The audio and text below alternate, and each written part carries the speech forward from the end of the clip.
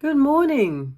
No, it's not morning. Good afternoon and welcome to my channel. My name is Joyce, and on this channel you find a lot of content around how to become your best self. So welcome. Today I want to be talking about how to create a morning routine that really empowers and sets you up for an incredibly successful day. For years and years and years, I was chasing my tail around how I can create a routine that really works for me.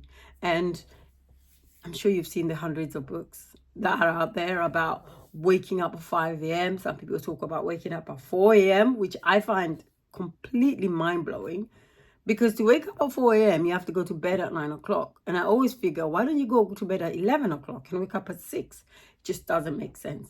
But that's the thing, isn't it? Anything that you do in life has to work with your personality. For that person that wakes up at 4 a.m., I suppose going to bed at 9 is not a big deal.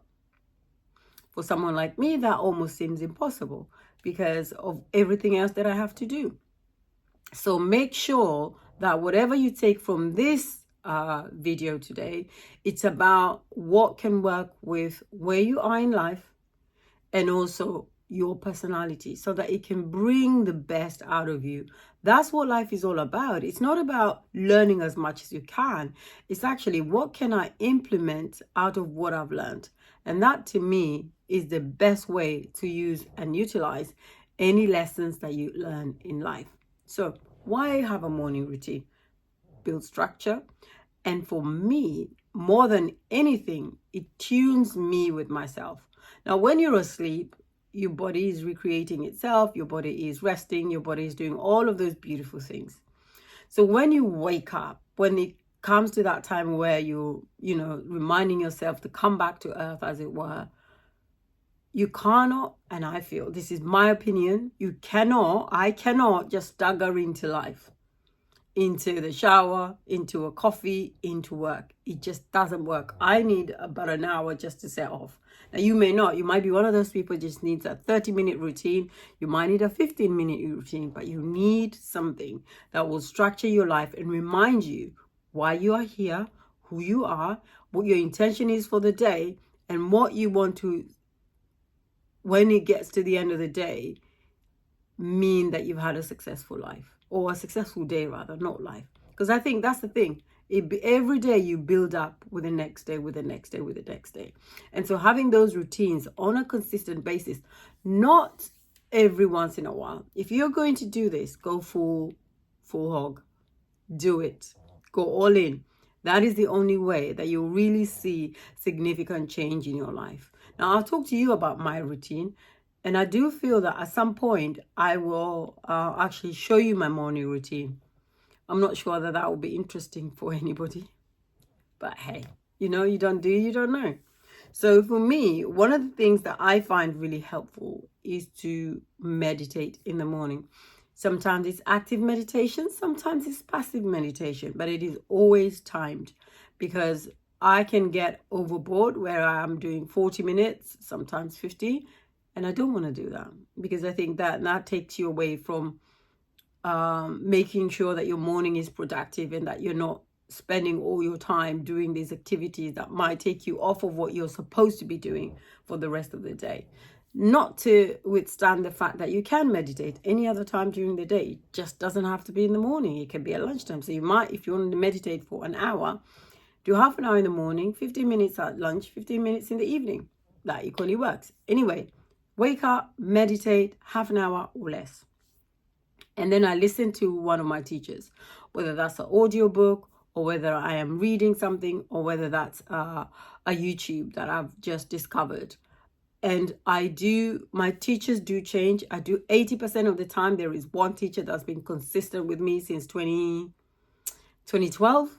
And then there's 20% where I learn about new teachers or I'm reminded of a thought about somebody else said, and I'll chase that tail. Well, it's not a tail because I do find it, but I'll chase that trail for a while and just go down that route. So that's what works for me.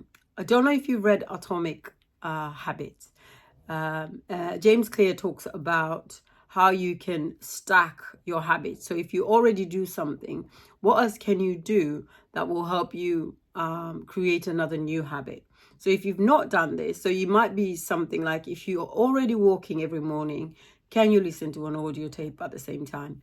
Can you, I don't know, do whatever else? Can you have your coffee as you're walking? So it's about creating a new habit. So I don't know if coffee is a good habit, but if you're listening to an audio every single day, can you do that walking, or vice versa?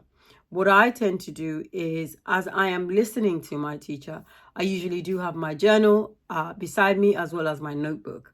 So I'll start off journaling, and I'll end up putting a lot of work into my notebooks, because obviously if you're learning, you need to be able to practically apply that, and taking notes is part of that. So I will do the journaling as I am listening, or straight afterwards. Because I find it really a really powerful way to remind myself who I am, what I am doing, what my purpose is, what I intend to have and do during the day. And it really reminds me that I am a powerful being. I have a purpose. There's a reason for my being, and this is it. And so for me, that is essentially what most of the days look like. Some days when I'm not going into the office, which is about, I only go in once or twice a week.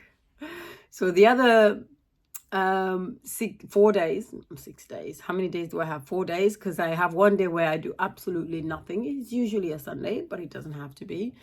Where I am walking, or, you know, mostly during the day, or I will decide to walk in the afternoon. Because as you know, I do have to a side gig. So usually when I finish my work day, to make a clear split between those two, I might walk in the evening. So when I'm not walking in the evening, I am walking during the day. So it's intermittently.